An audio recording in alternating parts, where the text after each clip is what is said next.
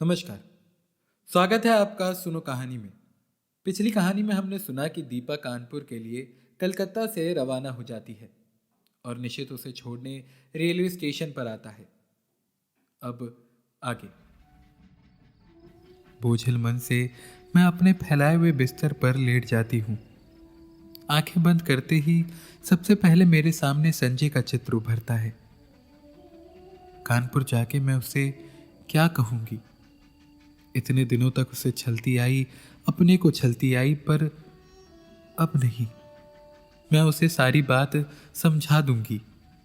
कहूंगी संजय जिस संबंध को टूटा हुआ जानकर मैं भूल चुकी थी, उसकी जड़ें हृदय के किन अतल गहराइयों में जमी हुई थी, इसका एहसास कलकत्ता में निशित से मिलकर हुआ। याद आता है तुम निशित को लेकर सदैव ही संदिग्ध रहते थे, पर तब मैं तुम्हें ईर्ष्यालु समझती थी। आज स्वीकार करती हूं कि तुम जीते, मैं हारी। सच मानना संजय, 2.5 साल में स्वयं भ्रम में थी और तुम्हें भी भ्रम में डाल रखा था। पर आज भ्रम के, छलना के सारे ही जाल छिन्न भिन्न हो गए हैं। मैं आज भी निशित को प्यार करती हूँ और ये जानने के बाद एक दिन भी तुम्हारे साथ और छल करने का दुस्साहस कैसे करूं? आज पहली बार मैंने अपने संबंधों का विश्लेषण किया तो जैसे सब कुछ ही स्पष्ट हो गया, और जब मेरे सामने सब कुछ स्पष्ट हो गया तो तुमसे कुछ भी नहीं छुपाऊंगी। तुम्हारे सामने मैं चाहूं तो भी झूठ नहीं बोल सकती। आज लग रहा है तुम्हारे प्रति मेरे मन में जो भी भावना है वो प्यार की नहीं, केवल कृतज्ञता की है। तुमने मुझे उस समय सहारा दिया था जब अपने पिता और निशित को खोकर मैं चूर चूर हो चुकी थी। सारा संसार मुझे वीरान नजर आने लगा था। उस समय तुमने अपने स्नेहिल स्पर्श से मुझे जिला दिया। मेरा मुरझाया मरा मन हरा हो उठा। मैं कृतकृत्य हो उठी और समझने लगी कि मैं तुमसे प्यार करती हूँ। पर प्यार की बेसुध घड़ियां, वो विभोर क्षण, तन्मयता के वो पल जहां शब्द चूक जाते हैं, हमारे जीवन में कभी नहीं आए। तुम ही बताओ, आए कभी? तुम्हारे असंख्य आलिंगनों और चुंबनों के बीच भी एक क्षण के लिए भी तो मैंने कभी तन मन की सुध बिसरा देने वाली पुलक या मादकता का अनुभव नहीं किया। सोचती हूँ निशित के चले जाने के बाद मेरे जीवन में एक विराट शून्यता आ गई थी, एक खोखलापन आ गया था। तुमने उसकी पूर्ति की। तुम पूरक थे। मैं गलती से तुम्हें प्रियतम समझ बैठी। मुझे क्षमा कर दो संजय, और लौट जाओ। तुम्हें मुझ जैसी अनेक दीपाएं मिल जाएंगी जो सचमुच ही तुम्हें प्रियतम की तरह प्यार करेंगी। आज एक बात अच्छी तरह जान गई हूं कि प्रथम प्रेम ही सच्चा प्रेम होता है। बाद में किया हुआ प्रेम तो अपने को भुलाने का, भरमाने का प्रयास मात्र होता है। इसी तरह की असंख्य बातें मेरे दिमाग में आती हैं जो मैं संजय से कहूंगी, कह सकूंगी ये सब, लेकिन कहना तो होगा ही। उसके साथ अब एक दिन भी छल नहीं कर सकती। मन से किसी और की आराधना करके तन से उसकी होने का अभिनय करती रहूं? छी! नहीं जानती यही सब सोचते सोचते मुझे कब नींद आ गई। कानपुर। लौटकर अपना कमरा खोलती हूं तो देखती हूं सब कुछ ज्यों का त्यों है। सिर्फ फूलदान के रजनीगंधा मुरझा गए हैं। कुछ फूल झरकर जमीन पर इधर उधर भी बिखर गए हैं। आगे बढ़ती हूं तो जमीन पर पड़ा एक लिफाफा दिखाई देता है। संजय की लिखाई है। खोला तो छोटा सा पत्र था। दीपा, तुमने तो कलकत्ता जाकर कोई सूचना ही नहीं दी। मैं आज ऑफिस के काम से कटक जा रहा हूँ। 5-6 दिन में लौट आऊँगा। तब तक तुम आ ही जाओगी। जानने को उत्सुक हूँ कि कलकत्ता में क्या हुआ। तुम्हारा संजय। हाँ,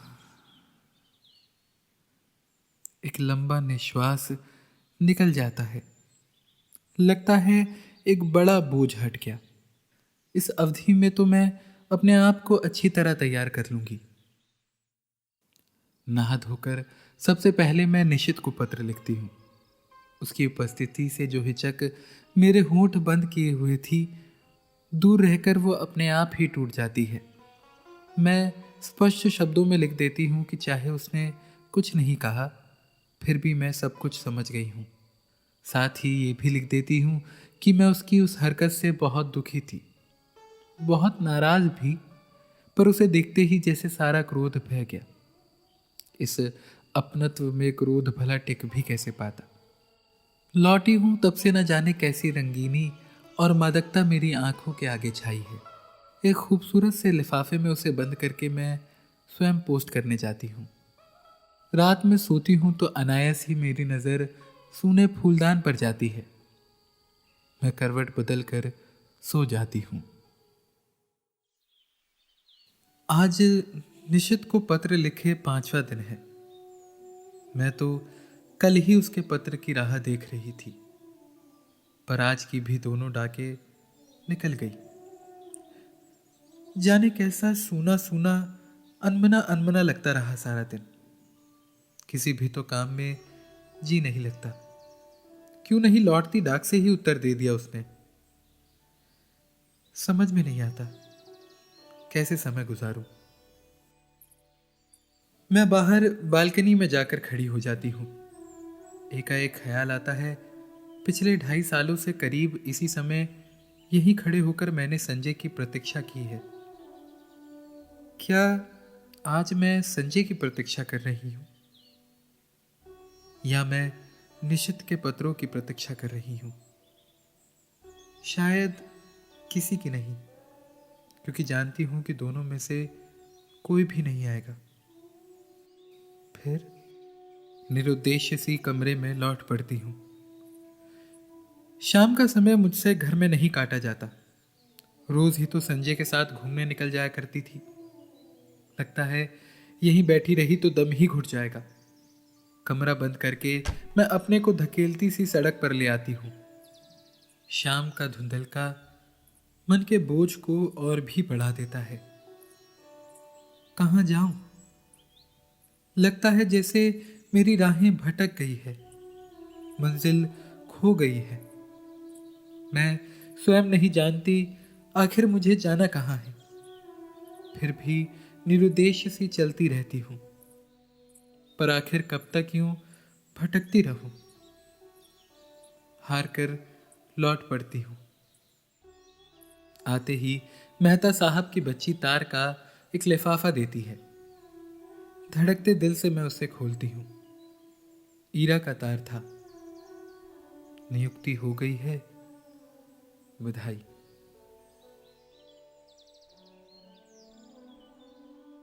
इतनी बड़ी खुशखबरी पाकर भी जाने क्या है कि खुश नहीं हो पाती।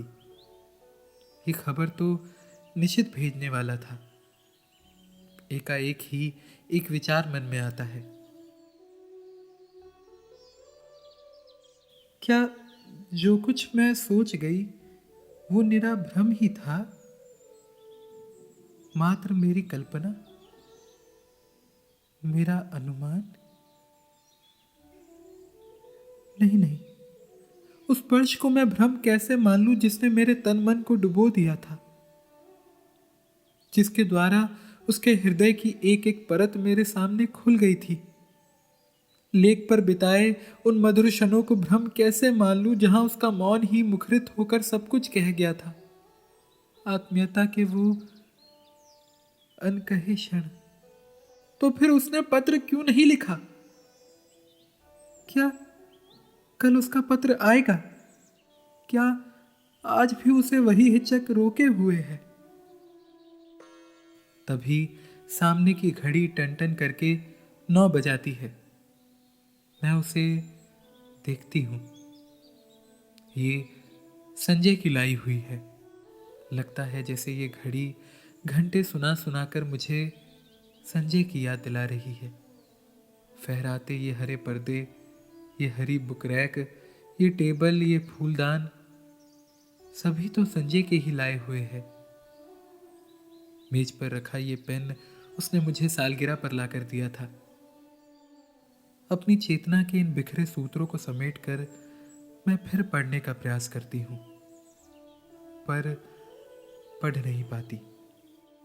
हार कर मैं पलंग पर लेट जाती हूँ। सामने के फूलदान का सूनापन मेरे मन के सूनेपन को और अधिक बढ़ा देता है। मैं कसकर आंखें मूंद लेती हूँ। एक बार फिर मेरी आंखों के आगे लेक का स्वच्छ नीला जल उभर आता है, जिसमें छोटी छोटी लहरें उठ रही थी।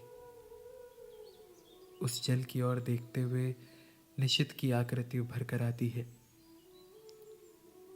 वो लाख जल की ओर देखे, पर चेहरे पर अंकित उसके मन की हलचल को मैं आज भी इतनी दूर रहकर भी महसूस करती हूँ।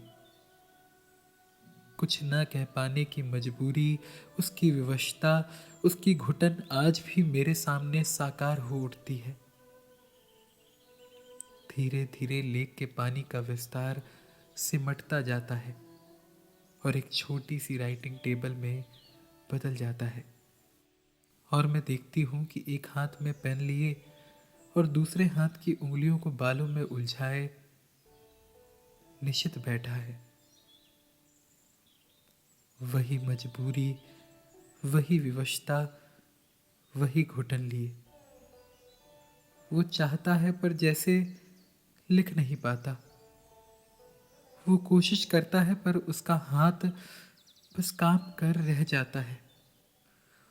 ओह, लगता है उसकी घुटन मेरा दम घोट कर रख देगी। मैं एकाएक ही आंखें खोल देती हूँ। वही फूलदान, पर्दे, मेज, घड़ी।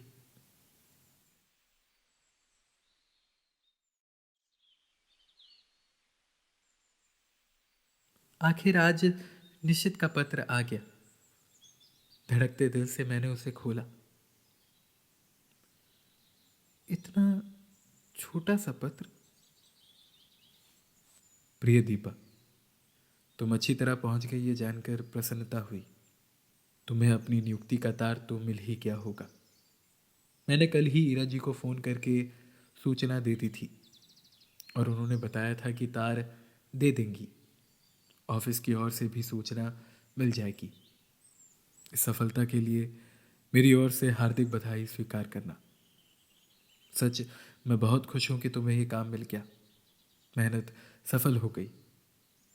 शेष फिर शुभेच्छु, निशित। बस धीरे धीरे पत्र के सारे शब्द आंखों के आगे लुप्त हो जाते हैं। रह जाता है केवल शेष फिर। तो अभी उसके पास कुछ लिखने को शेष है? क्यों नहीं लिख दिया उसने अभी? क्या लिखेगा वो? दीपा, मैं मुड़कर दरवाजे की ओर देखती हूँ। रजनीगंधा के ढेर सारे फूल लिए मुस्कुराता सा संजय खड़ा है। एक क्षण मैं संज्ञा शून्य सी उसे इस तरह देखती हूँ मानो पहचानने की कोशिश कर रही हूँ।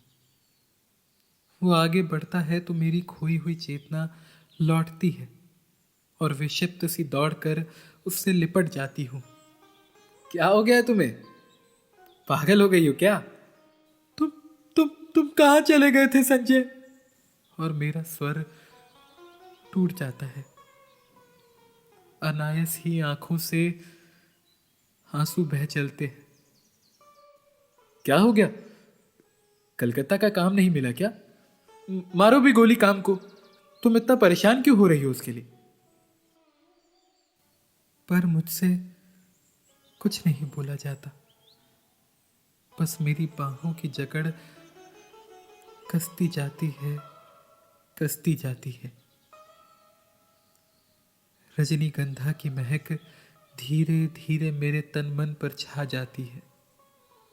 तभी मैं अपने बाल पर संजय के अधरों का स्पर्श महसूस करती हूँ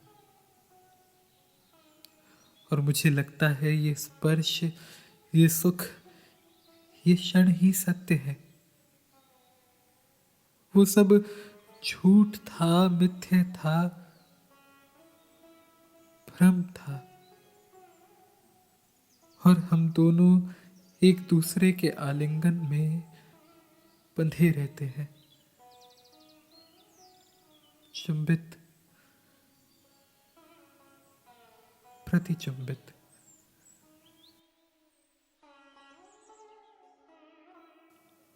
बस कहानी खत्म। उम्मीद है आपको मनु भंडारी की ये कहानी अच्छी लगी हो। आगे और भी मज़ेदार कहानियां आती रहेगी, तो ऐसी ही मज़ेदार कहानियों को सुनने के लिए सब्सक्राइब करिए सुनो कहानी को और शेयर भी करिए अपने दोस्तों के साथ। और साथ ही साथ आप हमें इंस्टाग्राम और फेसबुक पर भी फॉलो कर सकते हैं और हमसे डायरेक्ट बात वहाँ पर कर सकते हैं और जो भी चाहे पूछ सकते हैं और अपनी किताब और नई कहानी का सजेशन दे सकते हैं। तब तक के लिए सुनते रहिए सुनो कहानी को। धन्यवाद।